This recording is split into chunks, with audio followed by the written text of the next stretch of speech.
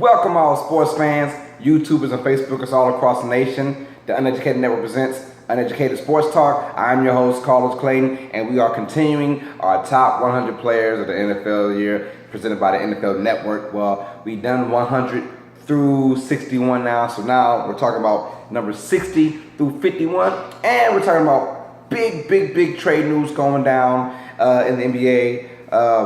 And of course, we have the guys who got picked up, Paul Millsap and Gordon Hayward. We'll tell you what those guys went to in just a minute. But let's start off with the NFL first. At number 60, we are doing 60 through 51. Marquee names on this, names you knew that will pop up eventually. At number 60, Dez Bryant, wide receiver of the Dallas Cowboys. That was kind of baffling to me. I thought he was a little bit low on this. I thought he could have been somewhere in the 50s or the 40s. Now, that's not a big difference, but if you're an NFL player yourself, you're like, hold up, bro. That's kind of a big difference. You know, being number 60, I think Dez Bryant is better than that. I think his attitude kind of gets on the peers nerve, the way he plays, and maybe that's why he's so low on the list at number 60. But since 2011, he leads the NFL in touchdowns with, I believe, 67. So that stat alone right there is incredible.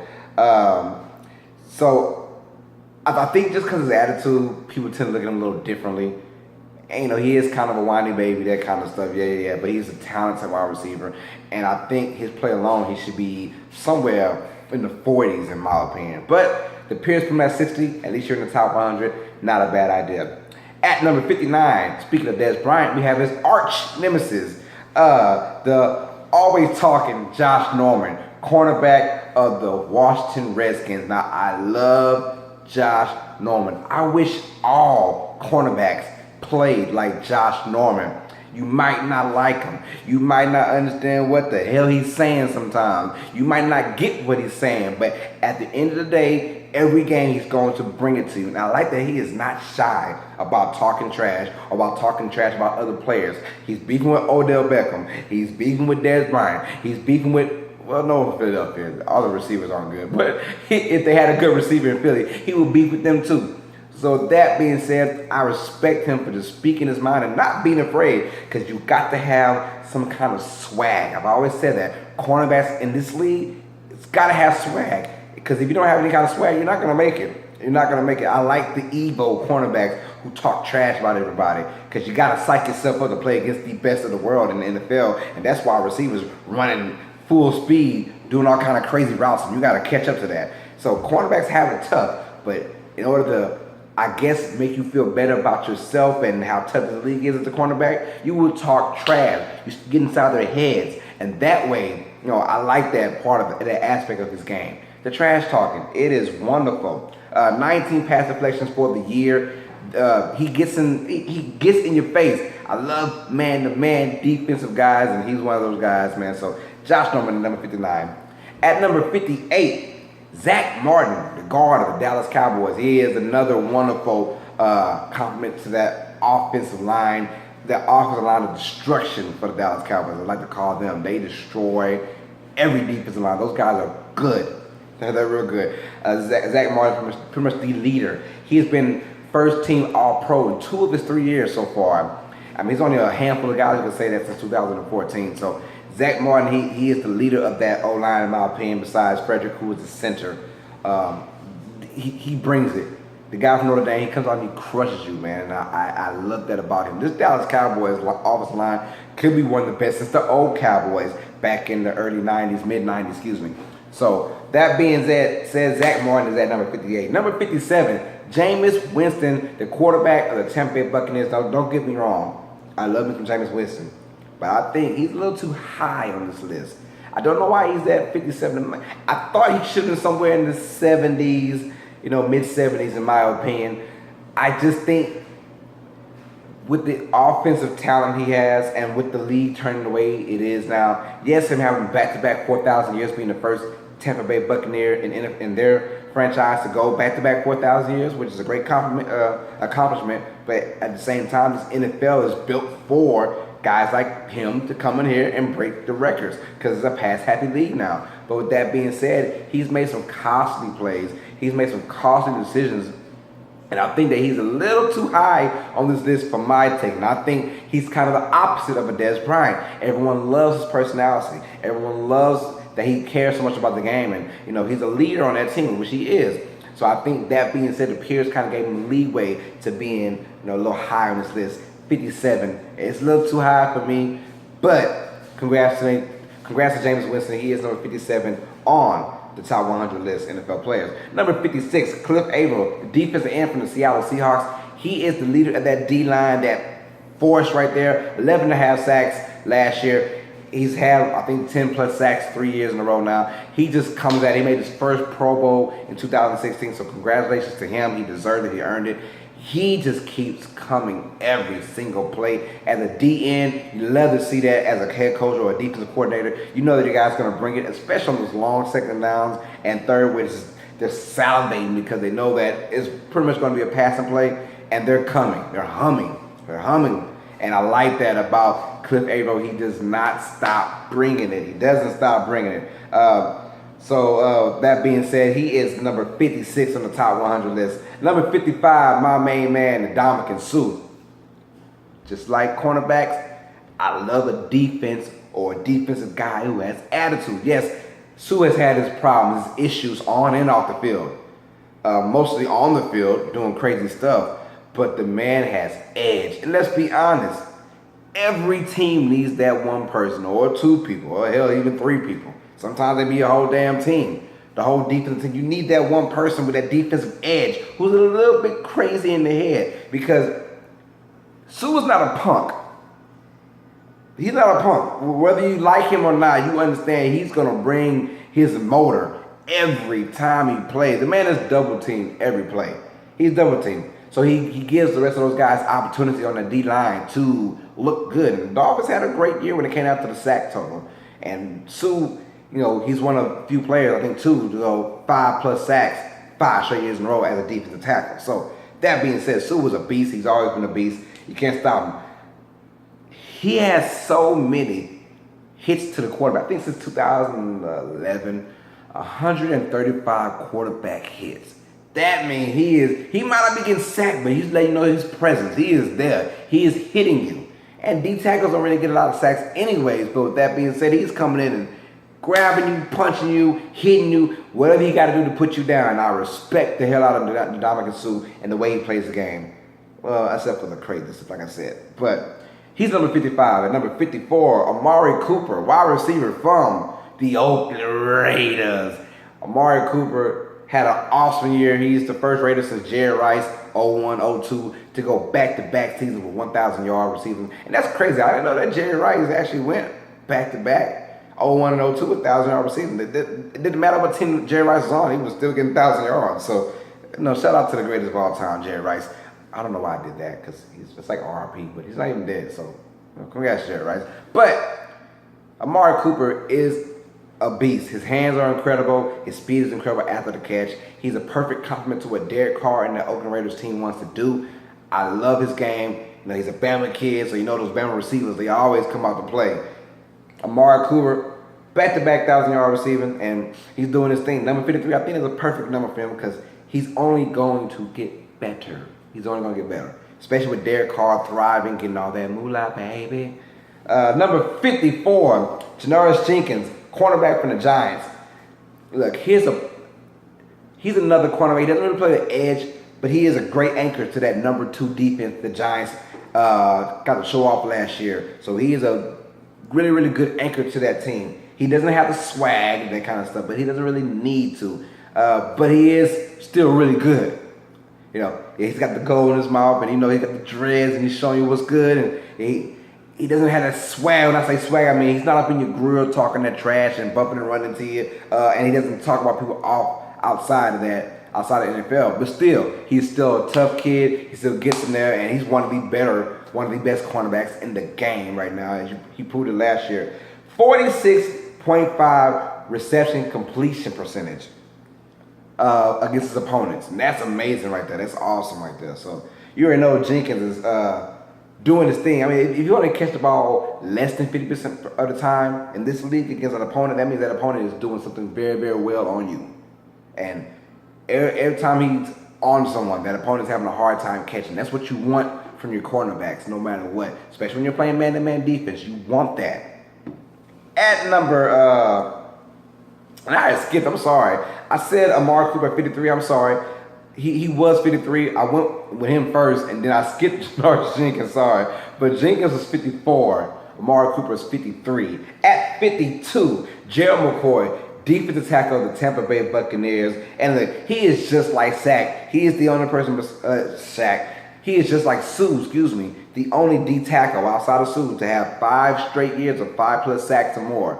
Right now, I think he has a career total of 42 sacks. He's behind Warren Sapp and Simeon for the Buccaneers all-time list. But that is a man among boys as well. Jerry McCoy gets in there, and he's very disruptive, and I like that about him. He's not so much of a Sue kind of guy, but he has attitude, but he doesn't have that nastiness that Sue has. But outside of that, McCoy is still an awesome D tackle. He's one of the best in the game. He's doing his thing. And at number 51, Andrew Luck, quarterback of the Indianapolis Colts. Now, whether it's his fault or the Colts O-line fault or the Colts coaching staff fault, but Andrew Luck has been having pretty subpar years. His numbers look very well.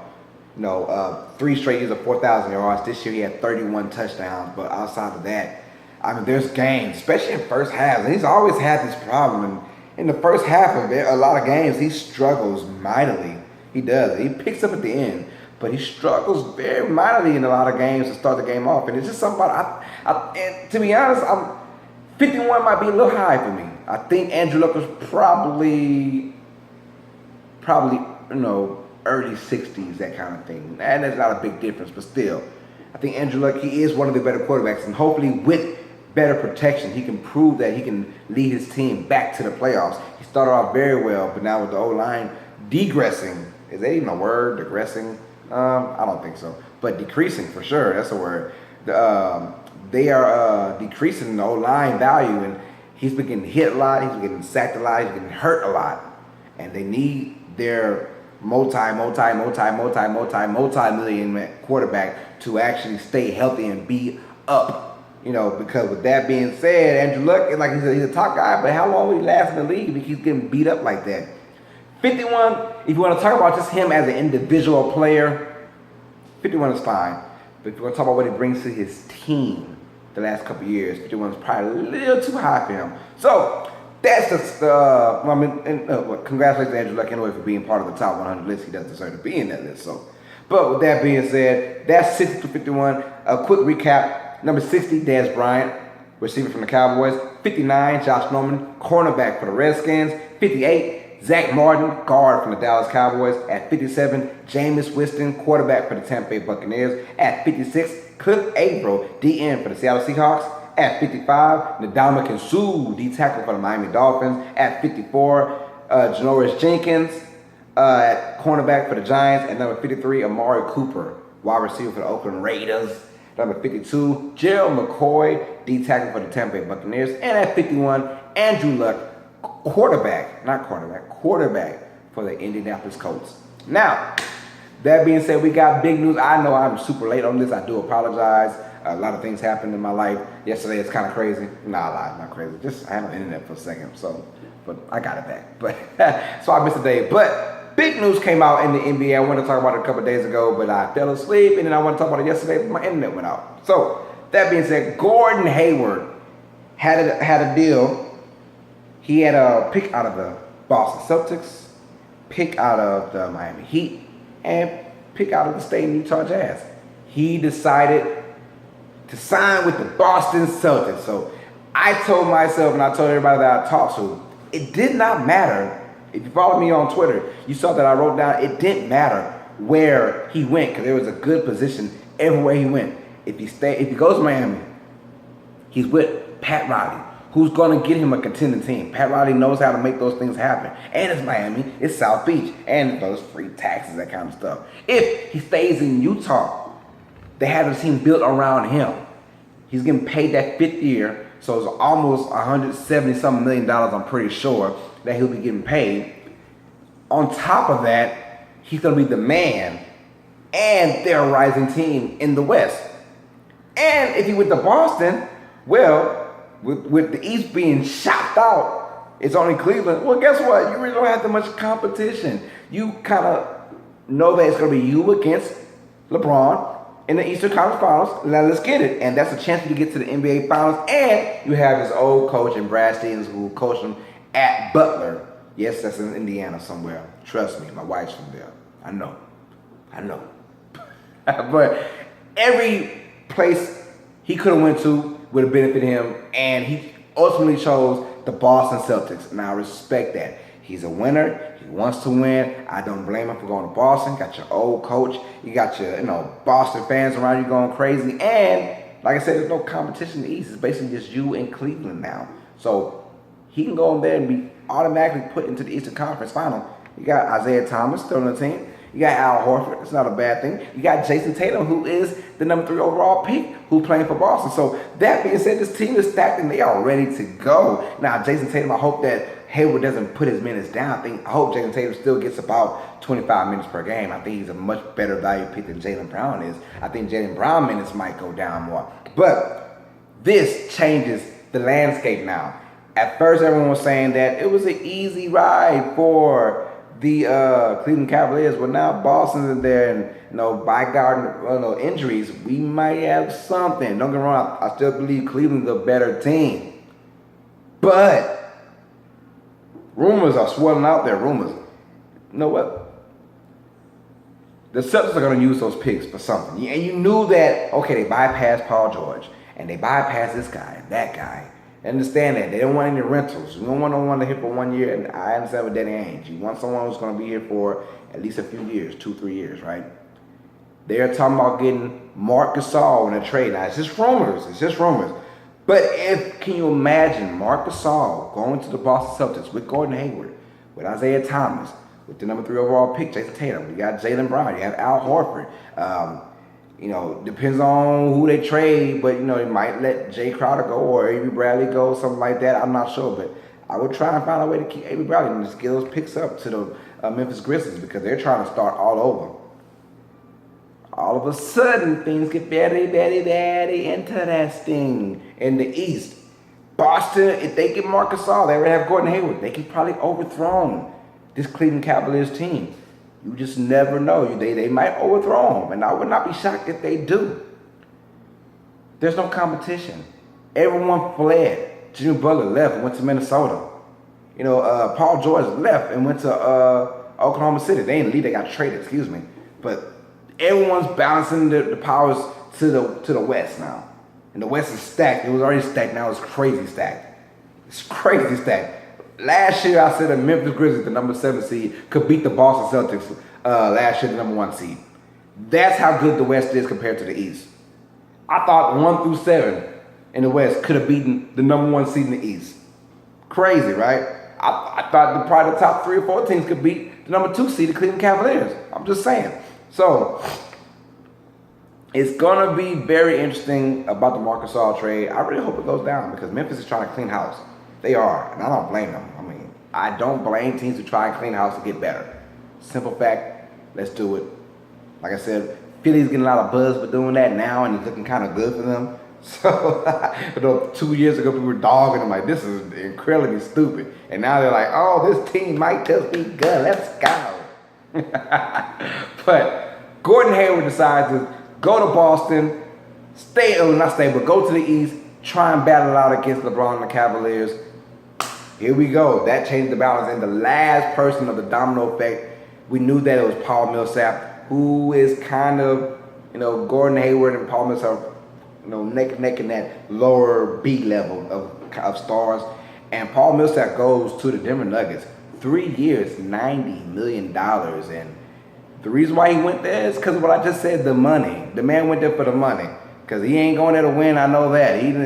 I'm guessing Paul Millsap said, you know what, I'm done trying to win, and I just want my money, be safe, secure. $30 million per year sounds good to me right now. And I don't blame anyone for trying to get the money. I really don't. Everyone can talk about guys getting money here and there, but if you were ever in those guys' shoes and you don't know anyone's situation outside, money plays a big factor in how you want to live your lifestyle, how you want your family to live. 3 years, $90 million, that should go into a bad team in the Nuggets. But You're getting paid. And hopefully he goes out there and he still works his ass off and, earns that $3 million, a 3-year, $90 million. But he was the last person you thought that he was a domino effect. He could have went, there were rumors of him going everywhere to, you knew something was wrong when he wanted to go to Phoenix. I was like, Phoenix? Yeah, he must want to just go there for the money because Phoenix ain't got nothing going on right now. Denver for sure ain't got nothing going on right now. So those are a lot of the big moves that go on. My next video, which you might see right after this video is done being uploaded, I will probably talk about just straight free agency action, what is going on, because there's a lot more stuff than what I just said. There's a lot more, but those are the main spark ones I want to talk about. There's a lot of little bitty trades that's going to benefit or might not benefit teams down the long road. So I'm excited to talk about that in my next video. It'll be straight free agency. I'll break everything down you can think of. So like, subscribe, comment. Check me out on Facebook. My name is Carlos Clayton. I'm from Lake Charles, Louisiana. If that helps, check me out on Twitter at Carlos Clayton _. On Twitter at Carlos Clayton _. We had a great time talking about the top NFL players, 60 through 51, and now we're talking about Gordon Hayward going to Boston. How do you feel about that? Leave a like, comment, and subscribe about that. And of course, Paul Millsap going to Denver. Is it cool that he's going for the money? I think it's cool. It don't matter to me. I mean, that team's not going anywhere anyways. So hit me up with your likes, comments, and subscribe, man. Check me out. Uneducated Network presents Uneducated Sports Talk. I'm the host, Carlos Clayton, and as always, sports fans, you know what it is. Stay smart, stay uneducated. Peace.